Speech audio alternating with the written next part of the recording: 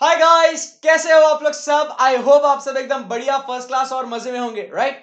So continuing with a series की case study based MCQs को किस तरीके से सॉल्व करना है, कैसे रीड करना है, हम यहाँ पे बात करते हैं अबाउट केस सिनारियो नंबर 2। मैं उम्मीद करता हूं कि आपने जब केस सिनारियो 1 को आपने पढ़ा, देखा, समझा, तो आपको कुछ उसका फायदा जरूर हुआ होगा और उसके बेसिस पे अपने सेकंड केस सिनारियो को आपने अटेम्प्ट भी किया होगा एंड मेजरली आपके आंसर्स राइट भी आए होंगे। तो चलिए दोस्तों, केस सिनारियो 2 को डिस्कस करते हैं। पहले इसको रीड करते हैं, समझते हैं क्या क्या चीजें हैं और फिर उसके बाद हम लोग यहां से आगे देखेंगे कि इसके एग्जैक्टली अपने आंसर्स क्या है, क्वेश्चंस और आंसर्स क्या है। चलो, सो दोस्तों, RSN Associates have been appointed as the statutory auditors of MNO Limited for the financial year 1920। ठीक है, so they have been appointed as the statutory auditors MNO limited. MNO एक पब्लिक लिमिटेड कंपनी है, ठीक है। CA Ramesh is the engagement partner of the assignment. The management has duly given a return representation letter, तो यहां पे click होना चाहिए return representation SA number 580 to CA Ramesh regarding the acknowledgement of its responsibility for implementation and operation of accounting system and internal controls। yes, ये हम लोग उन्हीं से लेते हैं कि जो लोग इन्वॉल्व है उसके अंदर, जिनके पास नॉलेज है। ऐसे 580 आपको पूरा याद आना चाहिए कि किन से हम लोग रिटर्न रिप्रेजेंटेशन लेते हैं। And the management has assured the audit firm that such accounting and internal control system are designed and implemented to prevent and detect any material misstatement, इसीलिए हम लोग रिटर्न रिप्रेजेंटेशन लेते हैं। During the course of audit, the auditor found that wages cost has been increased substantially as compared to the last year. On detailed checking, he found that many new workers have been added which appear to be what dummy workers। तो अब ऐसे 580 होने के बाद अब देखो यहाँ पे आपको मतलब केस स्टडी बेस्ड मतलब क्या है, अब आपको हिंट्स लेने हैं कि यहाँ पे 580 के बारे में बात हुआ है और यहाँ पे अब डमी वर्कर आ गया है। मतलब आपका जो फ्रॉड वाला जो चैप्टर है, अब फ्रॉड वाले चैप्टर का यहाँ पे ताल्लुकात है, बराबर। Further, the auditor found that there was a fraud amounting to rupees 2 crores committed during the year under audit। तो यहाँ पे आपका सेक्शन 143 सबसेक्शन 12 आता है, reporting of frauds to central government. आपको याद है ना, तो ये आपको पिक करना है अभी। So under audit by the company such fraud, but यहाँ पे कहानी में ट्विस्ट है। Such fraud has already been reported by the cost accountant of the company to the central government. मतलब ये, क्योंकि ये याद है ना आपको, mutatis mutandis, it is applicable to cost audit as well as secretarial audit, तो ऑलरेडी सेंट्रल गवर्नमेंट तक ये बात पहुंच चुकी है। Okay, the statutory auditors are considering the reporting responsibilities in this regard। The audit team realized that क्या realize किया, there is inadequate internal control system with respect to the following: system of authorization and approval of transactions and system of keeping the respect to the assets। based on the above facts answer the following। तो यहां से अब अपने question शुरू हो जाते हैं, correct है।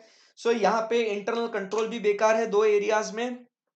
फ्रॉड रिपोर्टिंग रिस्पॉन्सिबिलिटीज के बारे में बात हो रही है, फ्रॉड चैप्टर आया है और ऐसे 580। तो ये केस बेस्ड एमसीक्यू जो आपको पूछा गया है, it will, I believe that it will revolve around these three particular topics. तो लेट अस सी क्या क्वेश्चन दिया हुआ है।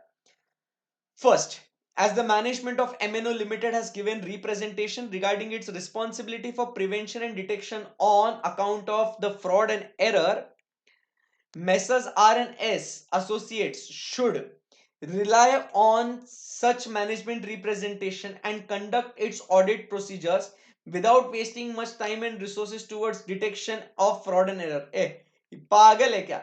मतलब अपन मैनेजमेंट रिप्रेजेंटेशन लेके डायरेक्ट अपना काम शुरू करेंगे क्या? नहीं, अपन ने पढ़ा हुआ है management representation is what an additional audit evidence, it is not the main audit evidence, it is not substitute for anything, correct है। सो सेकंड पॉइंट क्या कहता है, should not consider such management representation as a substitute for obtaining sufficient and appropriate audit evidence. And yes, तुमने तुम्हारा audit procedure design करना चाहिए, तो B सही लग रहा है। should not rely on such management representation and should obtain written representation from those charged with governance। अरे क्या कुछ भी बोल रहे हैं क्या? ऐसा नहीं होता बाबू।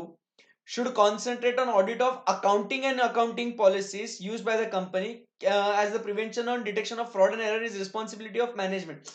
अपन तो सबका ही ऑडिट करेंगे, तो कुछ भी बोल रहा है ये ऑप्शन। तो correct answer is what? The correct answer my dear friends is very good, the answer is what? B.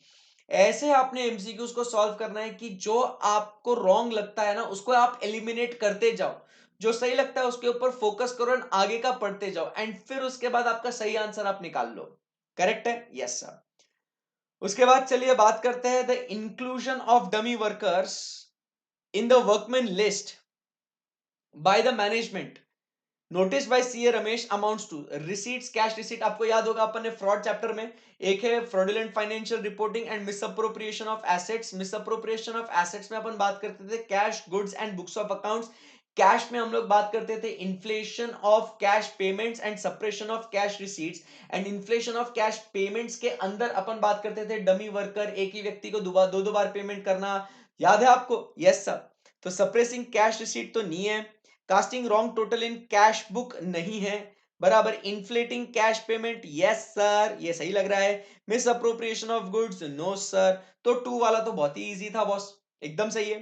Okay अब उसके बाद with respect to fraud which has already been reported by the cost accountant to the company. Already ये fraud का मामला central government तक पहुंच चुका है। Mister Sudesh, what is the responsibility of RS and associates in this regard? Since the reporting has been done to the central government by cost accountant, the statutory auditor has no responsibility. ऐसा कैसा कोई responsibility नहीं? ये रहा है क्या? Responsibility कुछ तो रहेगी। The cost accountant has detected and reported the fraud to the central government. The statutory auditor should not interfere. अरे ऐसा कैसे interfere नहीं? मैं भी तो उसका statutory audit कर रहा हूँ ना कंपनी का। उसके बाद CA Ramesh should review the steps taken by the management with respect to the reported fraud, and if he is not satisfied with such steps, he should request the management to perform the additional procedures to enable him to satisfy himself that the matter has been appropriately addressed. Yes, क्योंकि आप देखेंगे कि already fraud detect हो चुका है, report हो चुका है, तो अब इसके ऊपर आपने कुछ एक्शन लिया है क्या? आपको याद है ना, कुछ एक्शन लेना बहुत जरूरी है। We will seek their reply within what 15 days, 45 days के अंदर उनका रिप्लाई आना चाहिए। तो ये बात हो रही है, तो अपना ये स्टेप बनता है यहां पे। करेक्ट है, सी लग रहा है। And CA Ramesh should obtain काहे का रिटर्न रिप्रेजेंटेशन, कुछ भी बोल रहे हैं यहाँ पे। रिटर्न रिप्रेजेंटेशन पढ़ के या खलास, इसमें कोई 14312 में रिटर्न रिप्रेजेंटेशन का स्कोप ही नहीं है। सो 3 का answer is what? C. Logically clear है, एकदम बेस्ट है। उसके बाद dash refers to events or conditions that indicate an incentive or pressure to commit fraud or provide an opportunity to commit fraud. तो ऑप्शंस देखते हैं। Is it a fraud risk factor? Yes, it is a fraud के risk factors है कि आपको incentive या pressure है कि आप फ्रॉड करो, ऐसा करो। So it's a fraud risk factor. Misappropriation of assets नहीं है। इंसेंटिव और प्रेशर रेफर्स टू इवेंट्स और condition that indicate an incentive और pressure to commit fraud. Incentive और प्रेशर मतलब वो मीनिंग बताना फिर उसका, नहीं ये गलत है। And fraud, fraud is what N intentional act. Definition याद है आपको फ्रॉड का? इंटेंशनल एक्ट है वो। तो ये भी नहीं है। तो आंसर 4 का क्या है? ए है, बेस्ट है। Statement 1, the risk of auditor not detecting a material misstatement resulting from, carefully read, employee fraud is greater than management fraud no. Statement 1 is not right, क्योंकि आपको पता है कि मैनेजमेंट फ्रॉड और एम्प्लॉय फ्रॉड की अगर बात करें तो risk of not detecting a material misstatement when management is involved is higher as compare to employee. क्योंकि अपन ने क्लास में इसको डिस्कस किया है कि एम्प्लॉय अगर फ्रॉड करता है तो उसके ऊपर कंट्रोल करने के लिए मैनेजमेंट है, तो वो एम्प्लॉय का फ्रॉड पता कर सकता है, बट मैनेजमेंट के ऊपर कौन है? कोई भी नहीं है सर। तो yes, statement 1 is wrong. Statement 2, the risk of not detecting a material misstatement resulting from fraud is higher than not detecting one from the error. Yes, ये सारी बातें जो है ये आपको कहां पे आएगा? ये ऐसे नंबर 240 में ये दिया गया। ये ऐसे नंबर 240 की बातें हैं सारी ये। केस स्टडी बेस्ड एमसीक्यूज में आपको क्लिक होना चाहिए कहां पे ये कॉन्सेप्ट पढ़ा था, बराबर। So only statement 1 is correct? नहीं। Only statement 2 is correct? Yes sir, only statement 2 is correct, 1 is not correct. Both 1 and 2 is correct, both नहीं। खत्म, खलास, ये तो बहुत ही सिंपल था, बहुत ही सिंपल था। तो 5th वाला ये खत्म। सो यहां पे अपने 2 केस स्टडी बेस्ड एमसीक्यूज हो गए हैं। अब अगले सेशन में मिलेंगे और डिस्कस करेंगे ये जनरल एमसीक्यूज जो आईसीआई ने आपको दिए हैं।